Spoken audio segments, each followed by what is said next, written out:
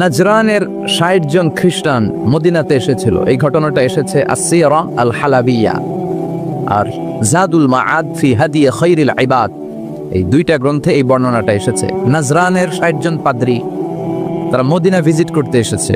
উদ্দেশ্য কি? তারা শুনেছে মদিনা নাকি অল্প কয়েকদিনের ব্যবধানে এক কোরাইশি ছেলের নেতৃত্বে শান্তির স্বর্গরাজ্যে পরিণত হয়েছে।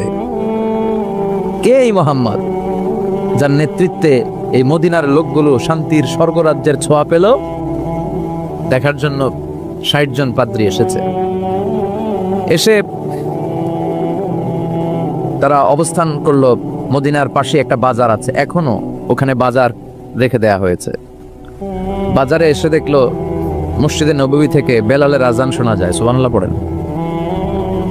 আজান হওয়া মাত্রই পাদ্রীগুলো দেখলো লোকজন দোকানপাট রেখে সব মসজিদে ঢুকতে শুরু করেছে।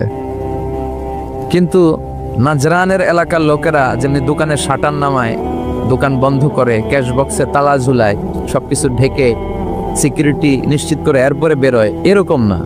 স্বর্ণের দোকানদার স্বর্ণের দোকান রেখেই মসজিদে, কাপড়ের দোকানদার কাপড়ের দোকান খোলা রেখেই মসজিদে, ক্যাশ বক্সে তালা না লাগিয়ে সবাই ওযু করতে চলে গেছে। ৬০ জন পাদ্রী তো অবাক। তারা বলে, আসলেই কোরাইশি মুহাম্মদ যেই সমাজ গড়েছে এটাই শান্তির সমাজ। তার নেতৃত্বের কারণে আজকে মদিনাতে এই অবস্থা।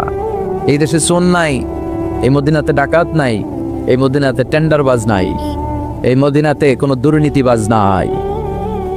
তো তাহলে তো এখানে শান্তি থাকবেই। তারপরও আসছে যেহেতু মুহাম্মদের সাথে দেখা করে যাই সাল্লাল্লাহু আলাইহি ওয়াসাল্লাম। জোহরের সালাত শেষে ওরা ওদের প্রতিনিধি পাঠালো, বিশ্বনবীর কাছে সবাই গেল। বিশ্বনবীকে বলা হলো, নাজরান থেকে ৬০ জন খ্রিস্টান পাদ্রী এসেছে আপনার সাথে দেখা করতে।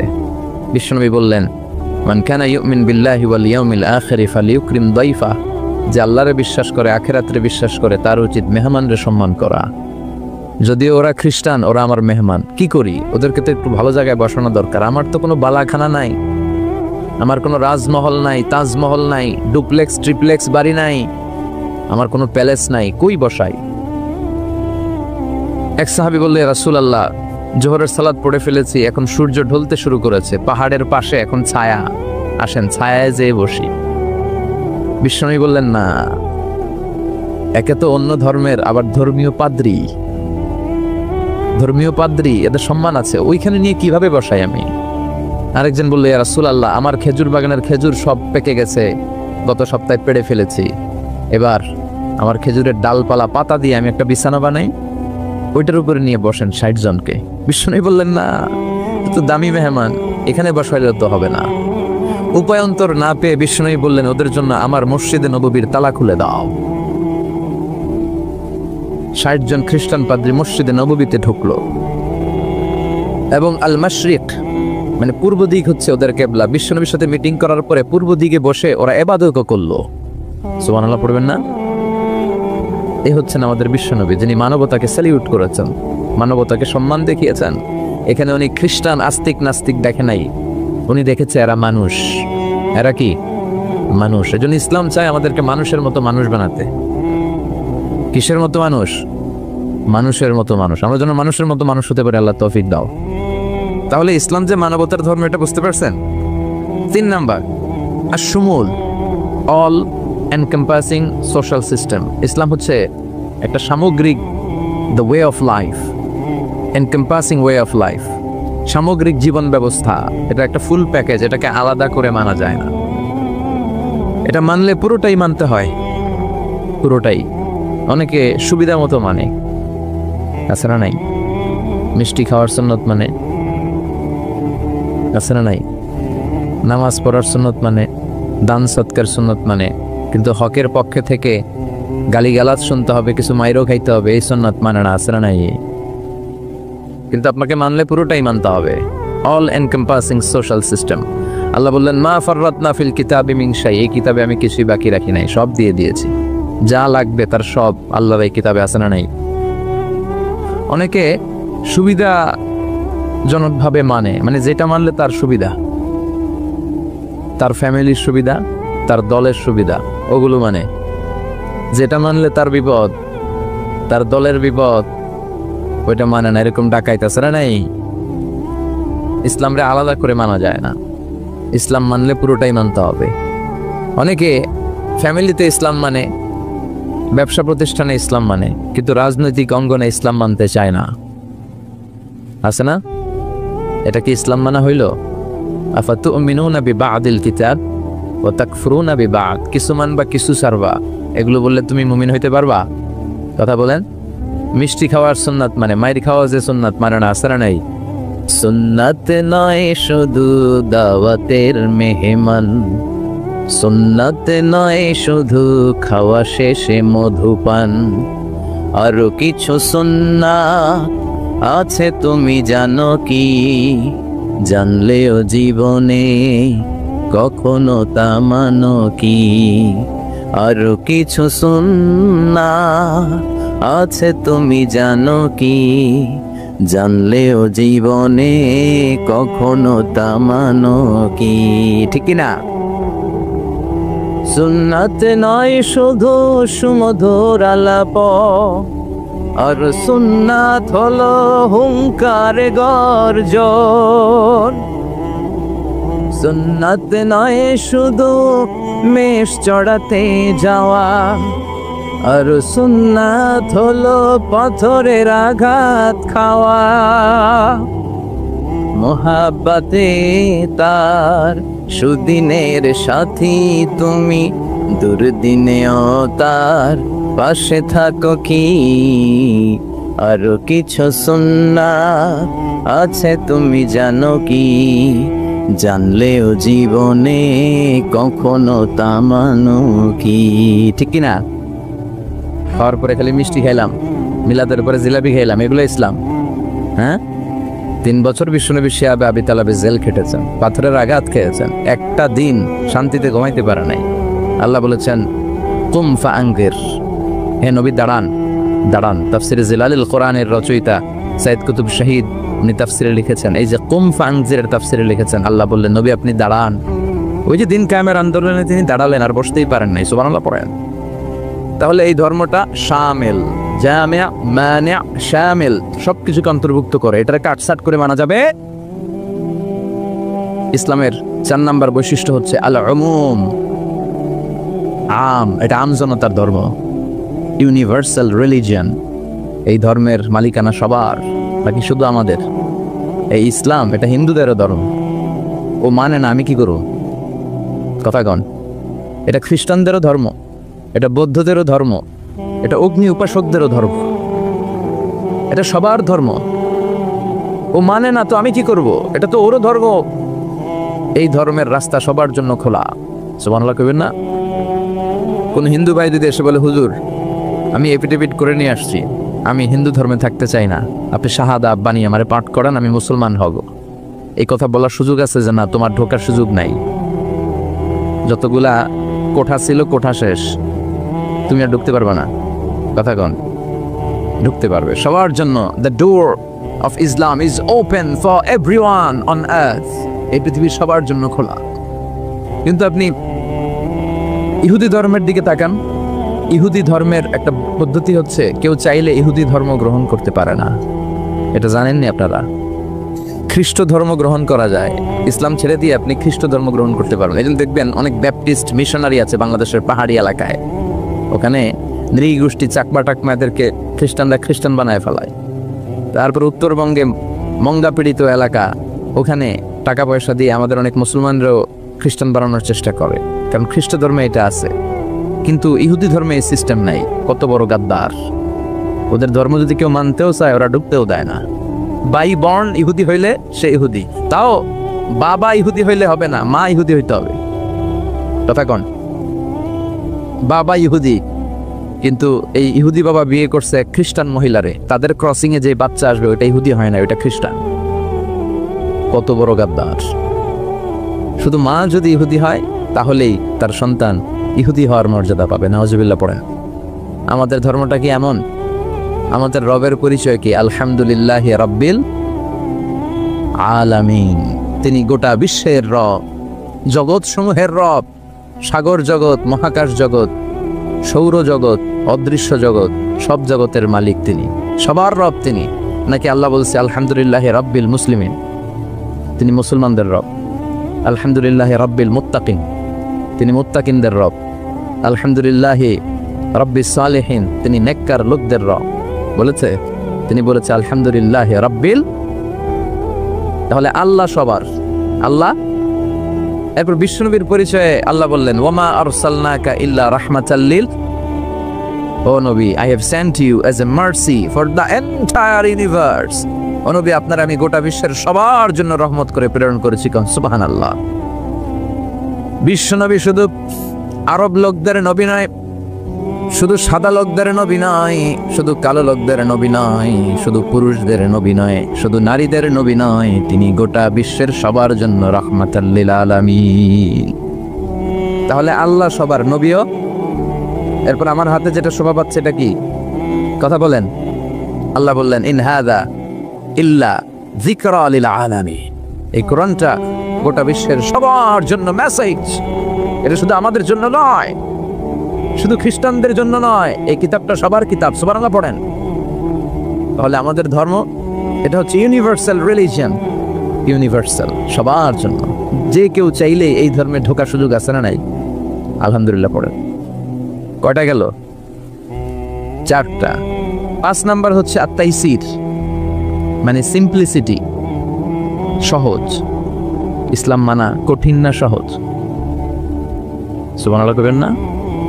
কোন মুফতি যদি কখনো এমন ফতুয়া দেয় যে এই ফতুয়াটা মানাই যাচ্ছে না, এত কষ্ট, তাহলে বুঝবেন এই ফতুয়ায় ভেজাল আছে। কথা বলেন। মুফতি শুড রিভাইজ দ্য ফতুয়া অ্যাগেইন। মুফতির আবার একটু পড়াশোনা করতে হবে, নতুন করে রিভাইজ দিয়ে ওনার ফতুয়াটা দেয়া দরকার। কারণ ইসলামের এমন কোনো বিধান নাই যেটা মানতে কষ্ট হয়, কারণ ইসলাম মানা সহজ। চিৎকার করে বলেন ঠিক কিনা? Simplicity is the beauty of ইসলাম।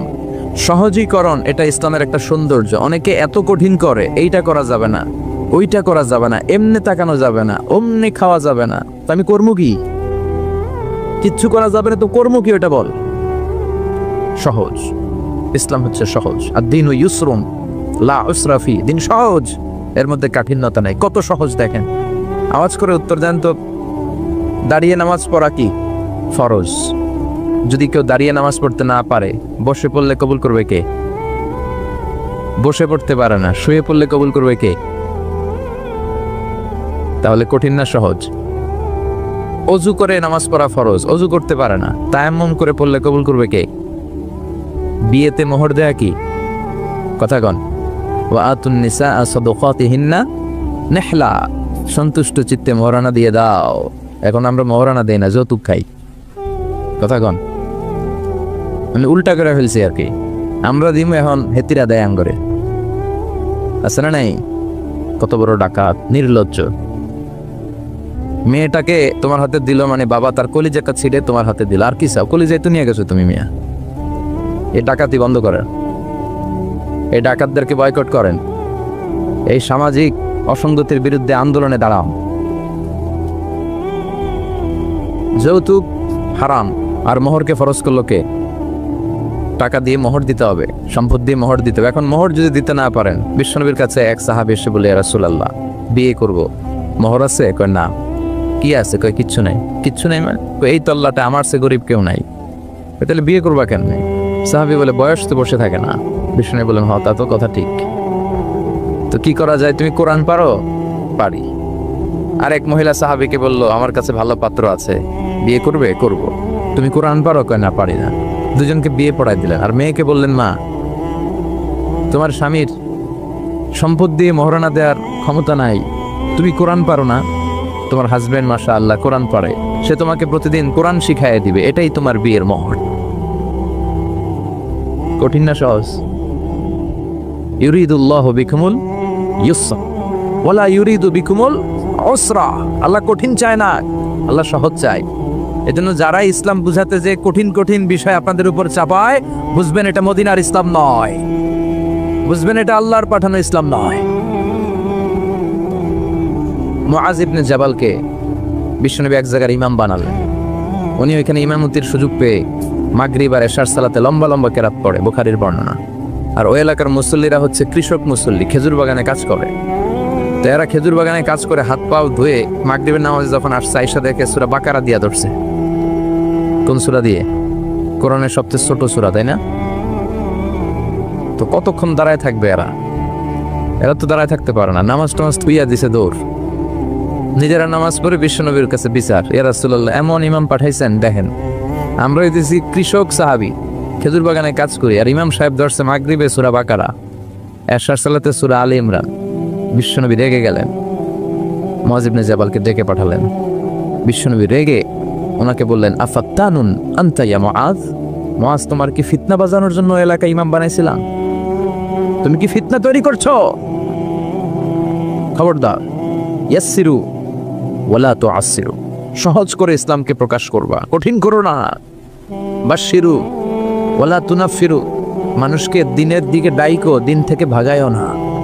আমরা মানুষকে দিন থেকে ভাগাই, আমরা এমন এমন ভাবে দিনকে প্রকাশ করি আর প্রচার করি, মানুষ দিনের কথা শুনলে দেয় দো, ওই সাহাবাদের মতো। জোরে বলেন ঠিক কিনা?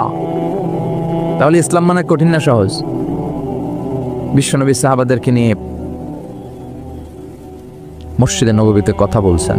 ইন দ্য মিন টাইম এক বেদুইন, মানে আরবি লোক, সভ্যতার ছিটে ফোটা সে দেখে নাই, বেদুইন লোক ওট নিয়ে মসজিদে নববীর দরজা খুললা মসজিদের ভিতরে ওট লয়ে ঢুকছে।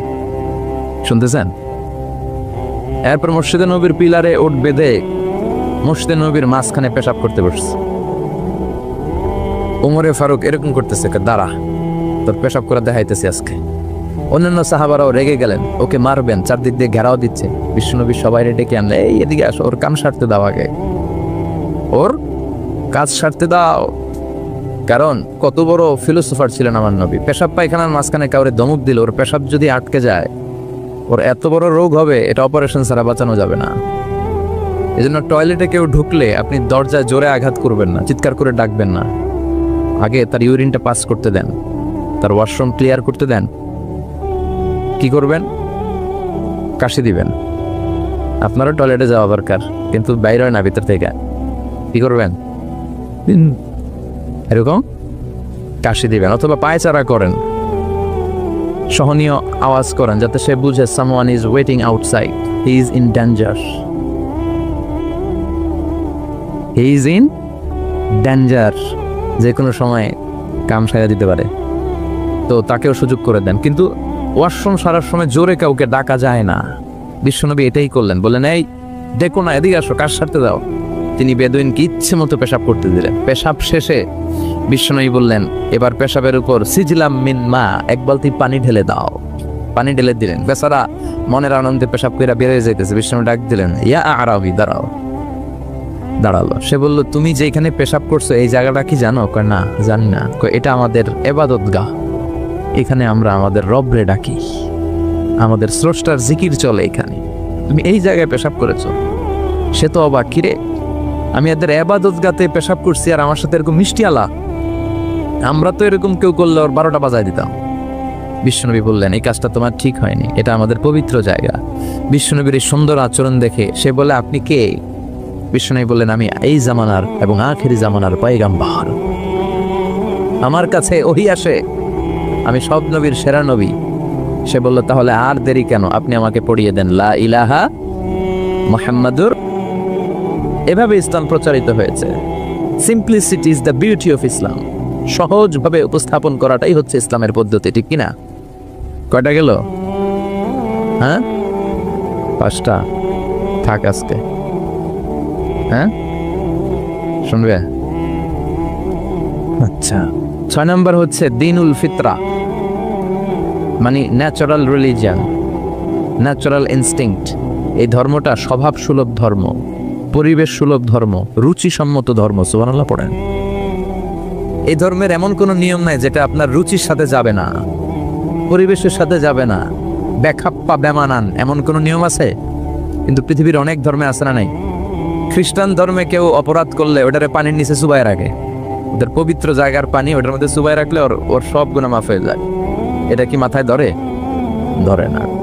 হিন্দু ধর্মে, হিন্দু ভাইদেরকে আমি কষ্ট দেওয়ার জন্য বলছি না, বুঝানোর জন্য। প্রক্রিয়াটা, একটা প্রথা ছিল সতী দাহ প্রথা হিন্দু ধর্মের। মানে হিন্দুদের কোনো পুরুষ মারা গেলে, স্বামী মারা গেলে শ্মশানে মৃত লাশকে ওরা পোড়ায় না। ওদের একটা নিয়ম ছিল, স্ত্রীর আগে স্বামী মারা গেলে স্বামীকে পোড়ানোর সাথে সাথে স্ত্রীকেও জ্বলন্ত আগুনে পুড়িয়ে দেয়া হতো। এই ইন্ডিয়াতে কত নারী যে জীবিত তাদেরকে পোড়ানো হয়েছে তার হিসাব নাই, পোড়ানো হয়েছে তাদেরকে। রাজা রামমোহন রায় নাম শুনছেন? উনি এসে এই প্রথার বিলুপ্তি ঘটালেন, সতীদাহ প্রথা বিলুপ্তি করলেন। তো এই যে ওদের নিয়মটা, এটা মাথায় ধরে, স্বামী মরছে তো বউরে মারবি কে? কথা বলেন। আবার হিন্দু ধর্মের আরেকটা সিস্টেম হচ্ছে, কেউ যদি খাঁটি হিন্দু হইতে চায় তার গরুর পেশাব খাওয়া লাগে, গোমূত্র পান করতে হয়। কি মূত্র? গোমূত্র পান করতে হয়। আচ্ছা, এই যে গরুর পেশাব খাওয়ার এটা কি আপনার রুচিতে যাবে? এটা কি আপনার স্বভাব সুলভ কোনো বিষয়? আমাদের ধর্মে এমন কোনো বিষয় আছে যেটা রুচির সাথে যায় না? সুবহানাল্লাহ পড়বেন না? এটা ফিতরাতি ধর্ম। ফিতরাতাল্লাহিল্লাতী ফাতারান নাসা আলাইহা। এমন ফিতরাতে আল্লাহ এই ধর্মটা দিয়েছেন, যে ফিতরাতে আল্লাহ মানুষকে বানিয়েছেন। এই ধর্মের কোনো বিষয় পালন করতে মানুষের কষ্ট হয় না। এটা সমাজসম্মত, এটা পরিবেশ সম্মত, এটা স্বাস্থ্যকর একটা ধর্ম। সুবহানাল্লাহ পড়েন। এবং পৃথিবীর যত মানুষ জন্মায় তারা সবাই এই ধর্মের উপর জন্মায়। বিশ্বনবী বললেন, মা মিন মাউলুদিন ইউলাদু আলাল ফিতরাহ, ইয়ানি ইউলাদু আলাল ইসলাম ফাআবাওয়া ইউহাব্বিদানি ইউনাজ্জিসানি ইউমাসসিরানি। তাকে নাসারা বানায়, মাজুসি বানায়, ইহুদি বানায়। সব বাচ্চারা যখন জন্মায় মুসলমান হয়ে জন্মায়। সুবহানাল্লাহ পড়েন। হিন্দুর ঘরেও যে বাচ্চাটা জন্মায় কি হয়ে জন্মায়? খ্রিস্টানের ঘরে যে জন্মায় কি হয়ে জন্মায়? সুবহানাল্লাহ পড়েন। পরে মা বাবা তারে ইহুদি বানায়, খ্রিস্টান বানায়, নাসারা বানায়। তাহলে এই ধর্মের একটা বৈশিষ্ট্য হচ্ছে দ্বীনুল ফিতরা, এটা স্বভাব সুলভ ধর্ম। আলহামদুলিল্লাহ পড়েন। কয়টা গেল? হ্যাঁ, আচ্ছা, 7 নাম্বার হচ্ছে দ্বীনুল ইলম, রিলিজিয়ন অফ নলেজ। এটা জ্ঞানের ধর্ম, নলেজ বেসড রিলিজিয়ন। এই ধর্মে সবকিছু জ্ঞানের উপর ভিত্তি করে। সুবহানাল্লাহ পড়েন। মানে এই ধর্মে ঢুকলে তার পড়াশোনা করতে হবে, পড়াশোনা ছাড়া তার বাঁচার উপায় আছে? এই ধর্মের যে শ্রেষ্ঠ কিতাব কোরআন, এই কোরআনের প্রথম বাণীটা কি বলেন? ইকরা মানে কি? আল কোরআনের প্রথম বাণী পড়ো, আল হাদিসে নবীর কথা পড়ো, পড়ে পড়ে শেখো, শিখে শিখে তুমি তোমার নিজের জীবন গড়ো। সুবহানাল্লাহ পড়েন। পড়ো, পড়ে পড়ে নিজের জীবন গড়ো। আমি তো বলি সব সময় পড়বেন। সুস্থ থাকলে পড়বেন, অসুস্থ হলে পড়বেন, গাড়িতে থাকলে পড়বেন, ঘরে থাকলে পড়বেন, মরার সময় পড়বেন। মরার সময় কি পড়বেন? লা ইলাহা মুহাম্মাদুর। তার মানে পড়া ছাড়া কোনো উপায় আছে? তাহলে এই ধর্মের অনুসারীদেরকে পড়তে হয়, স্টাডি করতে হয়, ঠিক কিনা? আর বিশ্বনবী বললেন, তলাবুল ইলমি ফারিদাতুন আলা কুল্লি মুসলিম ওয়া মুসলিমা। পড়া, ধর্মীয় জ্ঞানার্জন করা সব মুসলিম নারী পুরুষের জন্য ফরজ করে দিয়েছে কে? দেখেন জ্ঞানকে ইসলাম কত মর্যাদা দিয়েছে। কবরে 3টা প্রশ্ন করা হবে, রব কে, ধর্ম কি, এই লোকের নাম কি, মুহাম্মদ সাল্লাল্লাহু। 3টা প্রশ্নের পরে আপনাদেরকে আরেকটা প্রশ্ন করা হবে, তুমি কেমনে শিখলা? এই 3টা প্রশ্নের উত্তর কেমনে জানলা? আপনাকে বলতে হবে, আমি কোরআন সুন্নাহর আলোকে জেনেছি। চিল্লায় বলেন ঠিক কিনা? তাহলে পড়াশোনা ছাড়া কোনো উপায় আছে? ইলম, দ্বীনুল ইলম বলে এটাকে, জ্ঞানের ধর্ম, নলেজের ধর্ম। আপনাকে জ্ঞান অর্জন করতেই হবে। আবু দারদা রাদিয়াল্লাহু তাআলা আনহু, একজন সাহাবী, উনি বলেছেন, কুন আলিমান, আলেম হও, কি হও, আও মুতাআল্লিমান, অথবা আলেমের কাছে শিখো, আও মুহিব্বান, অথবা আলেমকে ভালোবাসো, আও মুত্তাবিআন, অথবা আলেমের অনুসরণ করো। শুনতেছেন? কোন আলেমান, আলেম হও, আও মুতাআল্লিমান, নয় আলেমের কাছে শেখো, আও মুহিব্বান, অথবা আলেমকে ভালোবাসো, আও মুত্তাবিআন, অথবা আলেমের অনুসরণ করো, ওয়ালা তাকুনিল খামিস, 5 নাম্বারটা হইও না। এই 4টা হও, 5 নাম্বারটা হইও না। 5 নাম্বারটা কি? আলেম বিদ্বেষী। ফাতাহলিক, আলেমের বিরুদ্ধে লাগলে, আলেমদের ব্যাপারে অন্তরে বিদ্বেষ রাখলে তোর দুনিয়াও শেষ, আখিরাতও শেষ। চিল্লায় বলেন ঠিক কিনা? ওয়ালা তাকুনিল খামিস, 5 নাম্বারটা হইও না। ওই লাইনে যাও না, ওই লাইনে গেলে সব শেষ। তাহলে ইলম অর্জনের দরকার আছে না নাই? আমাদের ধর্ম এটা জ্ঞানের ধর্ম। আলহামদুলিল্লাহ পড়েন। কয়টা গেল? হ্যাঁ, 8 নাম্বার হচ্ছে দ্বীনুস সালাম। আমাদের ধর্মটা হচ্ছে দ্য রিলিজিয়ন অফ পিস, শান্তির ধর্ম। সুবহানাল্লাহ বলবেন না? এজন্য শান্তির বার্তা পৌঁছানোকে এই ধর্মের গ্রিটিংস, অভিবাদন পদ্ধতি বানিয়ে দেওয়া হয়েছে। সালাম, কারোর সাথে দেখা হইলে কি করতে হয়? সালাম দাও। সাইয়েদনা আদম আলাইহিস সালামকে আল্লাহ যখন তৈরি করলেন, আল্লাহ বললেন, আদম তুমি সালাম দাও। সুবহানাল্লাহ পড়েন। তাহলে সালাম দিতে হয়। শান্তি। ইসলাম কখনো অশান্তিকে প্রশ্রয় দেয় না। ইসলাম চায় ঘরে বাইরে রাষ্ট্রে সব জায়গায় কি থাকুক? শান্তি। আর আমরাও কি চাই? এই পৃথিবীর সব মানুষ একটা জিনিস চায়, সেটা কি? মানুষ হচ্ছে শান্তির কাঙ্গাল, শান্তির ভিখারি। শান্তি চায় মানুষ। আর শান্তি আছে কোথায়? ইসলামে। চিল্লায় বলেন, শান্তি আছে কোথায়? এবং বিশ্বনবী যখন রাজা বাদশাদের কাছে চিঠি লিখে পাঠাতেন, মুকাওকেসের কাছে পাঠিয়েছেন, আসহামার কাছে পাঠিয়েছেন, নাজ্জাশীর বাদশা, হিরাক্লিয়াসের কাছে পাঠিয়েছেন, রোমের বাদশা। চিঠি যখন বাদশাদের কাছে লিখে পাঠাতেন, বিশ্বনবী লিখতেন, প্রথম শব্দটা বিশ্বনবীর চিঠির প্রথম শব্দ ছিল সালাম। চিঠির প্রথম শব্দ ছিল কি? সালাম। তিনি লিখতেন, সালামুন আলা মান ইত্তাবা আল হুদা, শান্তি তার উপর যে হেদায়েত পছন্দ করে। তারপর লিখতেন, আসলিম তাসলাম, ইসলাম মানো শান্তিতে থাকবা, দুনিয়াও শান্তি আখিরাতেও শান্তি। সুবহানাল্লাহ পড়ে। তাহলে এই ধর্মের আরেকটা বৈশিষ্ট্য হচ্ছে দীনুস সালাম। এটা শান্তির ধর্ম। কিসের ধর্ম? শান্তির ধর্ম। কয়টা গেল? 8টা। 9 নম্বর হচ্ছে দীনুল ওয়াসাতিয়াতি ওয়াল ইআতিদাল। This religion is a balanced religion, ভারসাম্যপূর্ণ জীবন ব্যবস্থা।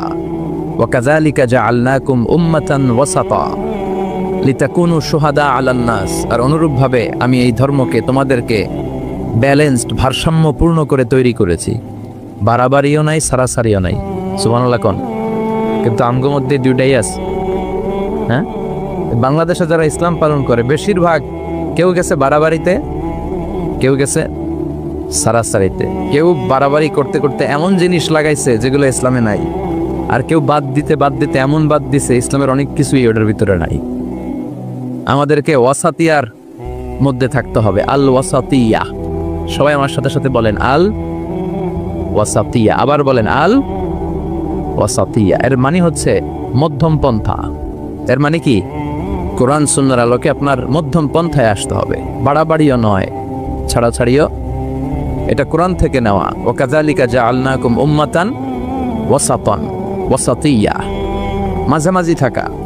এমনকি বিশ্বনবীও যদি মাঝামাঝির চেয়ে কম বেশি করেছেন, আল্লাহ বিশ্বনবীকে শাসন করেছেন। সুবহানাল্লাহ পড়েন। বিশ্বনবীর গায়ে একবার একটা জামা। কয়টা জামা? আর কোনো জামা নাই। ফাজা আসাইল, একজন ভিক্ষুক আসলো, এসে বলে, ইয়া রাসূলুল্লাহ, আমার একটা জামা দেন। কি দেন? বিশ্বনবীর কাছে জামা কয়টা? দয়ার নবী, মায়ার নবী, ওই একটা জামাই খুলে দিয়ে দিলেন। এবার বিশ্বনবীর গায়ে জামা আছে, সাহাবারা আসছে, রাষ্ট্রীয় কাজে বেরোতে হবে। কিভাবে বেরোবে? গায়ে তো জামা নাই। আল্লাহ আয়াত নাজিল করলেন, ওয়াল্লাযীনা ইযা আনফাকু লাম ইউসরিফু ওয়া লাম ইয়াকতুরু ওয়া কানা বাইনা যালিকা কাওয়ামা।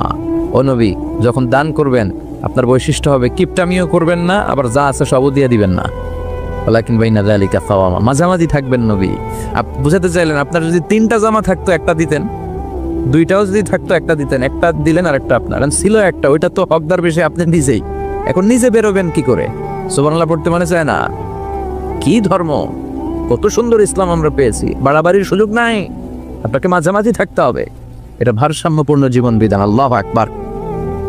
দেখেন কতটা ভারসাম্যপূর্ণ। আমাদের যাতে সুবিধা হয় এই বিষয়গুলো ইসলাম গুরুত্ব দিয়েছে। বিশ্বনবী বলেছেন, ইযা জা আল আশা ওয়াল আশা ফাকদ্দিমুল আশা ক্বাবলা আল আশা। রাতের শেষ নামাজের নাম হইতেছে এশার নামাজ। কিসের নামাজ? আর রাতে যে আমরা ডিনার করি, নৈশ ভোজ বা খাওয়া, এটারে আরবিতে বলে আশা। খাওয়ারে কি বলে? নামাজরে কি বলে? এশা। আবার বলেন, খাওয়ারে কি বলে? আর নামাজ? বিশ্বনবী বলেন, এশা আর আশা যদি একসাথে আসে, এশার আজানও হয়েছে আর বিরিয়ানির প্যাকেটও আসছে, বিশ্বনবী বললেন, ফাকদ্দিমুল আশা ক্বাবলা আল আশা, এশার আগে আশাটা খাইয়া লও। কারণ বিরিয়ানি থুইয়া নামাজে দাঁড়াইলে বিরিয়ানির চিন্তা আছে না নাই? নামাজে দাঁড়াই ভাববেন, হায় রে কোন প্যাকেটটা জানি পাই। হ্যাঁ, ছোট রান না বড় রান, ঠান্ডা হইলো না গরম থাকলো, টেনশন আছে না নাই? দেখেন কি সুন্দর ইসলাম। এক সাহাবী বলল, উসল্লিল লাইলা কুল্লাহ, আমি সারা রাত নামাজ পড়বো, তাহাজ্জুদ পড়বো, আমি রাত্রে ঘুমাবো না। আরেক সাহাবী বলল, আসুমুদ দাহার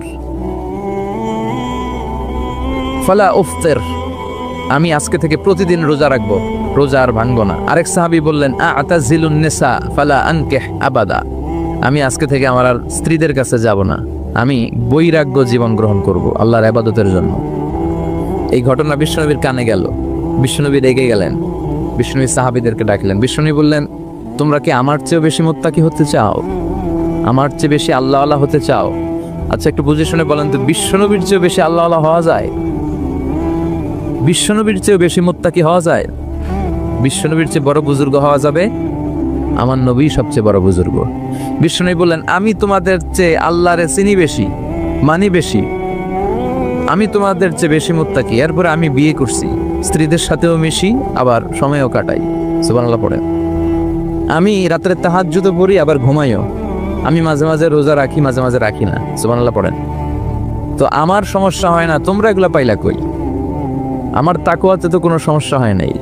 এজন্য যে নামাজের কথা বলছো, সে রাতে কিছু অংশ ঘুমাবা, বাকি অংশ নামাজ পড়বা। যে বলছো স্ত্রীদের সাথে মিশবা না, তোমার এই কাফারা দিয়ে তুমি ফিরে আসো, স্ত্রীদের সাথে অবশ্যই সময় কাটাবে।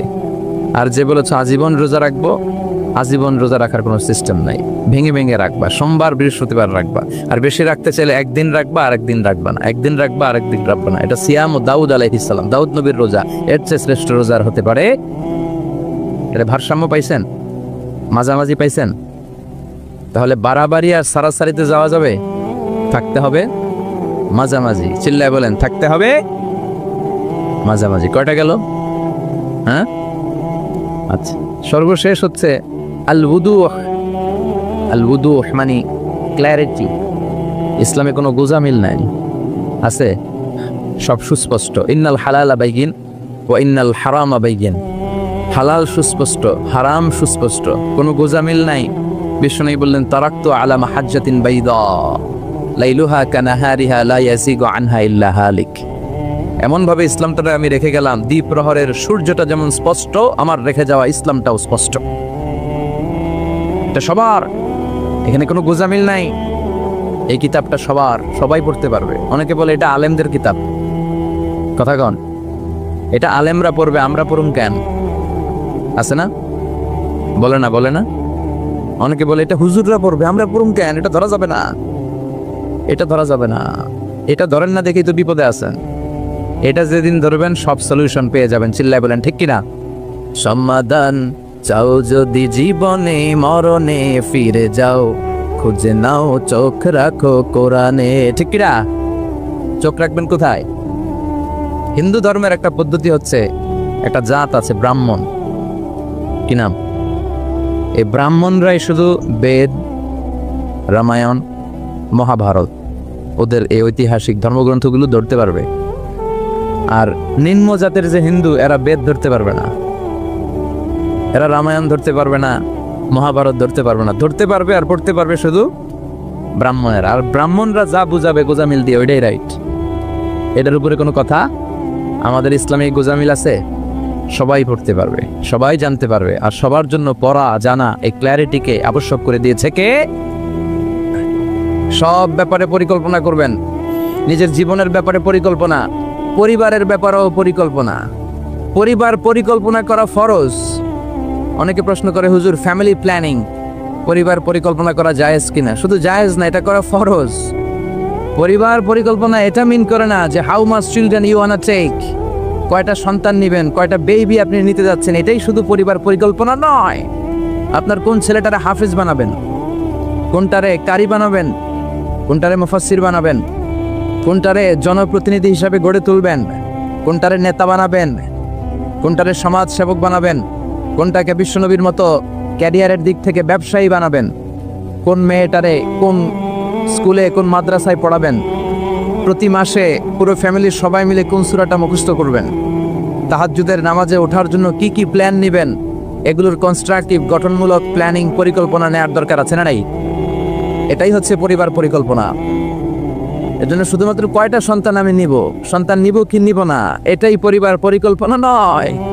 পুরো জীবনটা কিভাবে সাজাবেন, ছেলে মেয়েগুলোর দিয়ে কি করতে চান, করাতে চান, এগুলো পরিবার পরিকল্পনার অংশ। চিল্লায় বলেন ঠিক কিনা? আমরা আল্লাহর কাছে কামনা করি 2017-তে আমরা যা পাপ করেছি আল্লাহ মাফ করে দেখ, আমিন। 2017-তে আমরা যাই করি না কেন, 2018 সালটা যেন আমাদের হয় শুকরিয়ার বছর, কল্যাণের বছর, শান্তির বছর। সব ধরনের দাঙ্গা হাঙ্গামা, পেট্রোল বোমা, হরতাল, মারামারি থেকে আল্লাহ আমার সুজলা সুফলা শস্য শ্যামলা সোনার বাংলাদেশকে হেফাজত করুক। আমরা পড়ি আমিন। 2018 সালের একটা নামাজ যাতে আমাদের কাজা না হয়, প্রতিদিন যাতে কোরআনের তেলাওয়াত দিয়ে আমাদের সকালটা শুরু হয়, আল্লাহ তৌফিক দাও, পড়েন আমিন।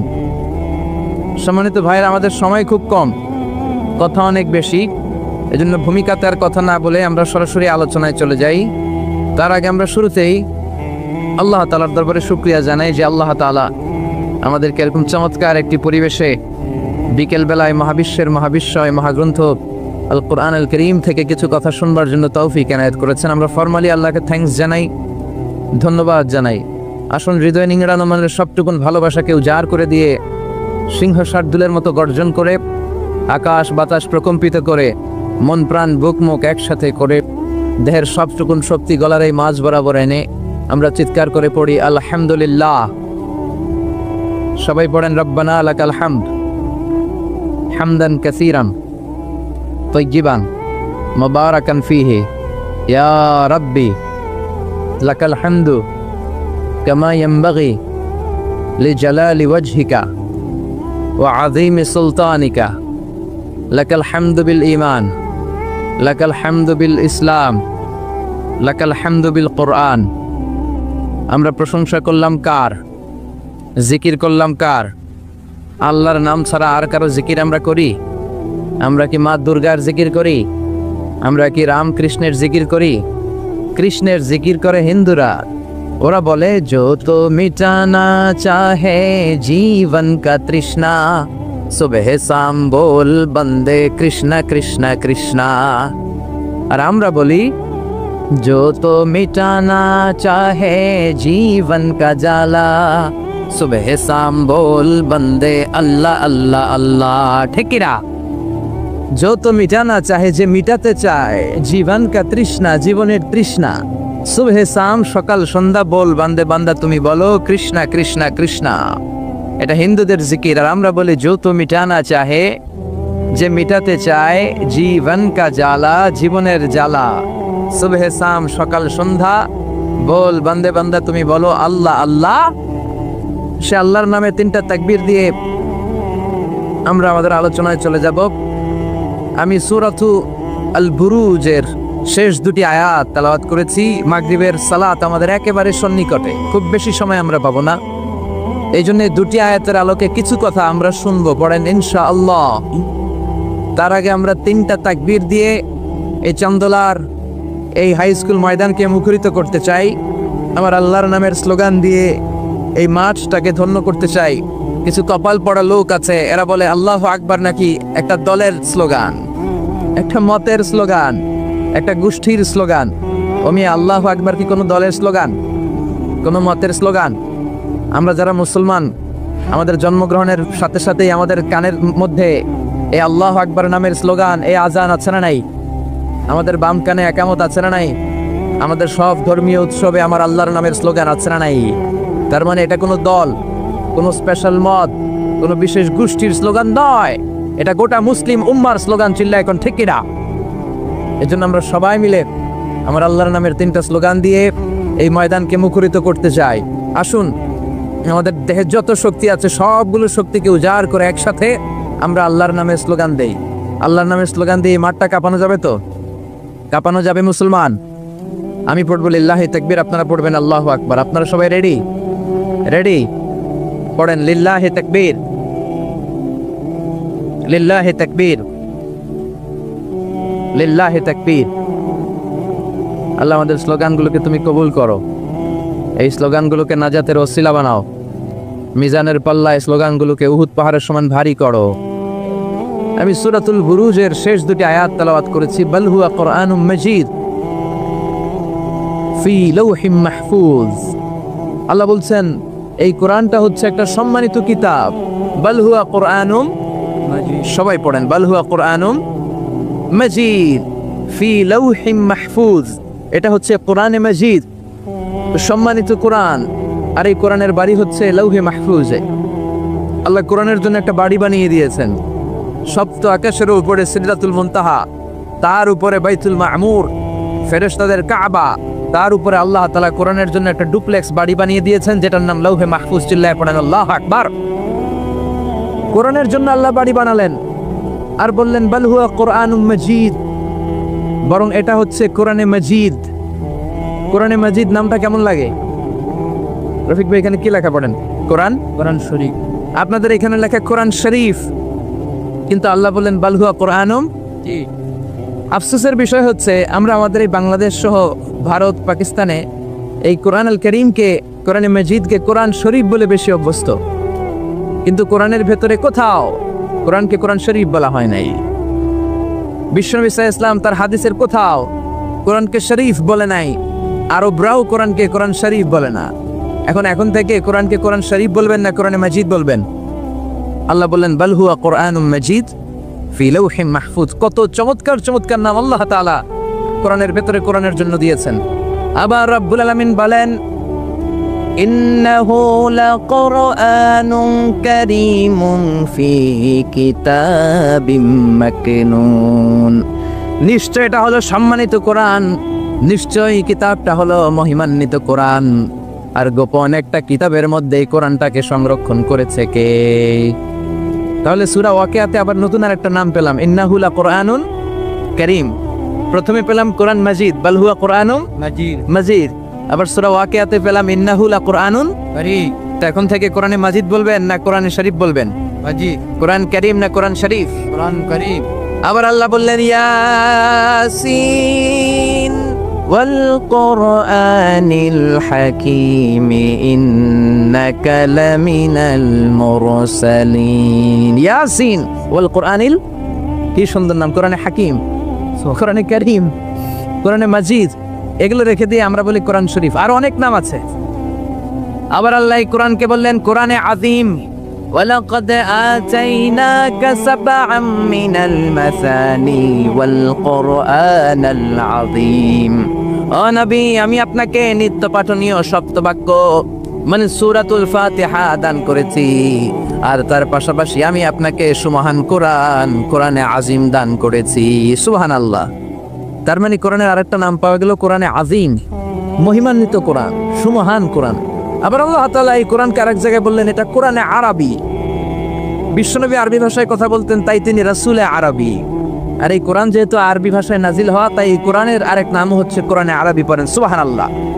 রব্বুল আলামিন বলেন ইন্না আনজালনাহু কুরআনান আরাবিয়্যান লাআল্লাকুম তাআকিলুন। নিশ্চয় আমি আল্লাহ তাআলা এই কোরআনকে সুস্পষ্ট আরবি ভাষায় নাজিল করলাম, যাতে করে তোমরা কোরআন বুঝতে পারো। সুবহানাল্লাহ। কত চমৎকার নাম কোরআনে আরবি। আবার আল্লাহ এই কোরআনের আরেকটা নাম দিয়েছেন কোরআনে আজীব, বিস্ময়কর কোরআন, মহাবিশ্বের মহাবিস্ময় মহাগ্রন্থ আল কোরআন। আল্লাহ বললেন ইন্না সামি'না কুরআনান আজাবা। জিনদের কথাকে আল্লাহ কোট করলেন, নিশ্চয় আমরা শুনলাম কুরআনান আজাবা, আজীব কোরআন। ইয়াহদি ইলার রুশদি ফাআমান্না বিহি। যেই কোরআনটা হেদায়েতের দিকে মানুষকে পথ দেখায়, ফলে আমরা সবাই কোরআনের উপর ঈমান আনলাম। সুবহানাল্লাহ। খেয়াল করেছেন কতগুলো নাম আল্লাহ কোরআনের জন্য দিয়ে দিলেন। আল্লাহ বললেন এটা কোরআনে আজীব, বললেন এটা কোরআনে আযীম, বললেন এটা কোরআনে আরবি, আল্লাহ বললেন এটা কোরআনে হাকিম, এটা কোরআনে কারীম, এটা কোরআনে মাজিদ। এই সবগুলা থইয়া আমরা ডাকি কি? কোরআন শরীফ। এবার চান্দলার ভাইয়েরা বলেন, আজ থেকে এই কোরআনকে কি কোরআন শরীফ বলবেন না কোরআন মাজিদ? মাজিদ। কোরআন শরীফ বলবেন না কোরআনে কারীম? কোরআন শরীফ বলবেন না কোরআনে হাকিম? আল্লাহ এটাকে বললেন বাল হুয়া কোরআনুম মাজিদ। এটা হচ্ছে মহিমান্বিত কোরআন, এটা হচ্ছে সম্মানিত কোরআন, মহাবিশ্বের মহাবিস্ময়, সবচাইতে নন্দিত কিতাবটা আজকে আমাদের কাছে নিন্দিত। কিন্তু অবাক করা বিষয় হচ্ছে যে বইটাকে আল্লাহ তাআলা আমাদের হেদায়েতের জন্য দিলেন, এই বইটা নিয়ে কটু কথা বলে এরকম কিছু বেয়াদব বাংলাদেশে আছে না নাই? আমার আব্বারে গালি দাও কিছু বলবো না, আমার দলকে গালি দিলেও কিছু বলবো না, কিন্তু আমার কোরআনকে গালি দিলে খবর আছে না নাই? আমার নবীরে গালি দিলে খবর আছে না নাই? আমরা মুসলমান কোরআন পাগল, চিল্লা এখন ঠিক কিনা? আমরা এই কোরআন নিয়ে বাঁচতে চাই, এই কোরআন বুকে নিয়ে মরতে চাই। রাজি আছো মুসলমান? কারা কারা রাজি? দুই হাত উঁচু করে আল্লাহর দেখাও।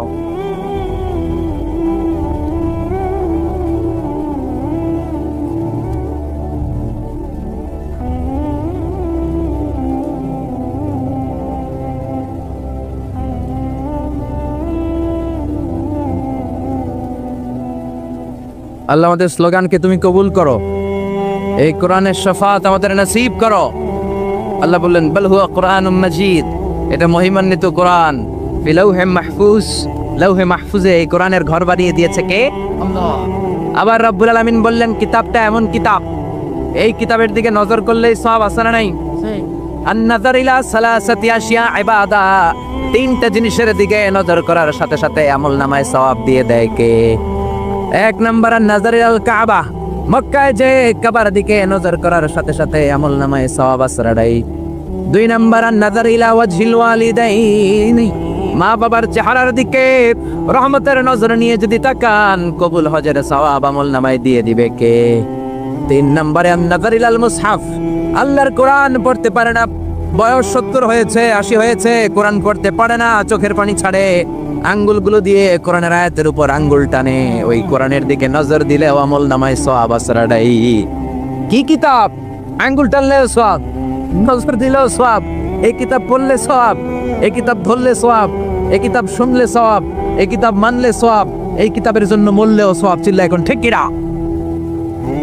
আল্লাহ বললেন এই কিতাব পড়লে সওয়াব। বিশ্বনবী বলেন এই কিতাবের এক একটা অক্ষর তেলাওয়াত করবা, 10টা করে নাকি তোমার আমলনামায় দিয়ে দিবে কে? আল্লাহ। আবার এই কিতাবের এক একটা আয়াত তুমি তেলাওয়াত করবা, তোমার জান্নাতের বিল্ডিংটারে উঁচা করে দিবে কে? মান কারা হারফান মিন কিতাবিল্লাহি ফালাহু হাসানাহ, আল্লাহর কিতাব থেকে যে তেলাওয়াত করবে তার সওয়াব আছে। ওয়াল হাসানাতু বিআশরি আমসালিহা, আর সওয়াব হলো এক একটা অক্ষরের কারণে 10টা করে নাকি। সূরা বাকারার আলিফ লাম মিম যদি আপনি পড়েন, আলিফ লাম মিম তিনটা মিলে একটা অক্ষর নয়, তিনটা 3 অক্ষর, তিনটার জন্য 30 নেকি। সুবহানাল্লাহ। আবার কিয়ামতের দিন আল্লাহ বলবেন ইকরা ওয়ারতাকি ওয়ারাত্তিল কামা কুনতা তুরাত্তিলু ফিদ দুনিয়া ফাইন্না মানজিলাতাকা ফি আখিরি আয়াতিন তাকরাউহা। বুখারীর বর্ণনা, কিয়ামতের দিন আল্লাহ বলবেন এক একটা আয়াত তেলাওয়াত কর, যতগুলো আয়াত দুনিয়ার বুকে তেলাওয়াত করেছিস তোর জান্নাতের বিল্ডিং হবে তত তলা। সুবহানাল্লাহ। এই পৃথিবীর সবচেয়ে বড় স্কাই স্ক্রিপার হচ্ছে বুর্জ আল খলিফা, সবচেয়ে বড় উঁচু বিল্ডিং।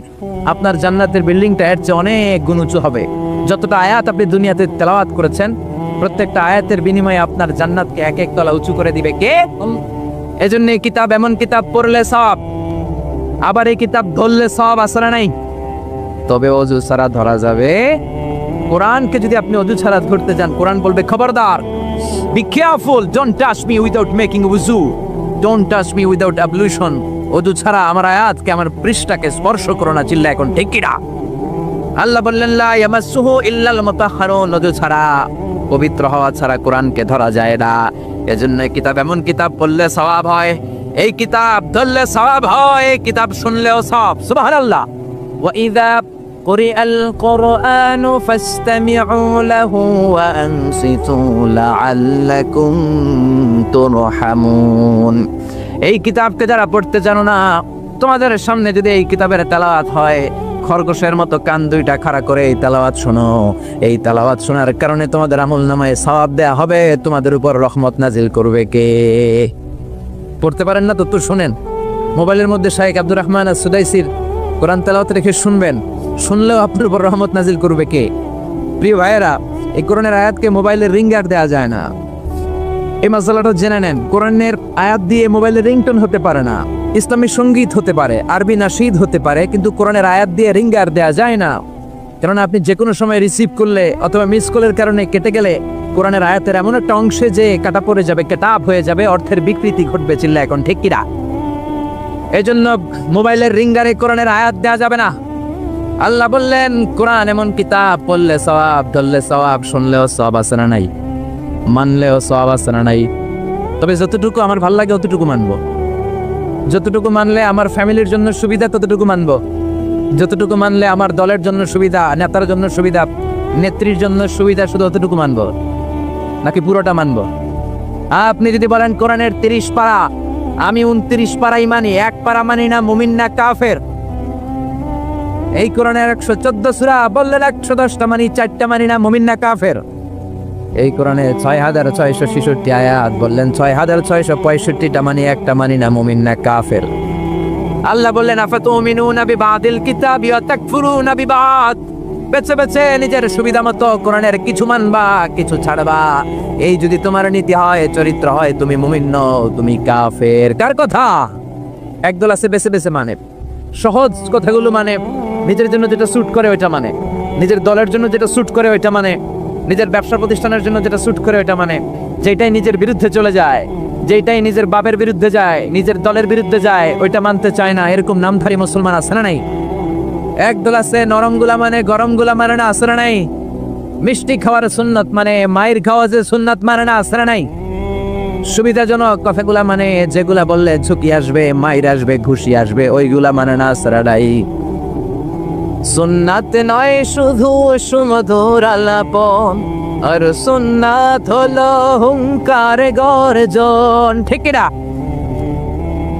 সুন্নাত নয় শুধু পাগড়ি মাথায় দেয়া, আর সুন্নাত হলো অন্যায় বাধা দেয়া। অন্যায় বাধা দিবেন? রাজি আছেন নাকি দেখে মুখ বুজে সহ্য করবেন? বাধা দেওয়ার দরকার আছে না নাই? অন্যায় দেখতে দেখতে, শুনতে শুনতে, হেকমত করতে করতে প্রতিবাদের ভাষাটুকু আমরা হারিয়ে ফেলেছি। চিল্লা এখন ঠিক কিনা? সুন্নাত নয় শুধু মেষ চড়াতে যাওয়া, আর সুন্নাত হলো রাষ্ট্রনায়ক হওয়া। ঠিক কিনা? নাকি কোরআনের শুধু অর্থনীতি, কোরআনের সমাজনীতি মানবেন, কোরআনের রাজনীতি মানা যাবে না? কোরআনের ভেতরেও রাজনীতি আছে না নাই? বিশ্বনবী মদিনার প্রেসিডেন্ট ছিলেন কি ছিলেন না? মদিনার চোরগুলো ধরে ধরে বিশ্বনবী হাত কেটে দিয়েছে কি দেয় নাই? মদ যারা খেয়েছে মাইর দিয়েছে কি দেয় নাই? নামাজ যারা পড়ে নাই, এক ওয়াক্ত নামাজের জন্য 5 বেত মদিনার রাষ্ট্রে ছিল কি ছিল না? আজকেও যদি আমার দেশের প্রধানমন্ত্রী, প্রিয় প্রধানমন্ত্রী ঘোষণা দিয়ে দেয় কালকে থেকে একটাও বেনামাজি থাকতে পারবে না, এক ওয়াক্ত নামাজ মিস হলে 5টা করে বেতের বাড়ি। বক্তা সাহেব বক্তব্য দেওয়ার পরে নামাজ না পড়লে বক্তার পিছনে 5 বেত আছে না নাই? চেয়ারম্যান না পড়লে চেয়ারম্যানের পিছনে আছে না নাই?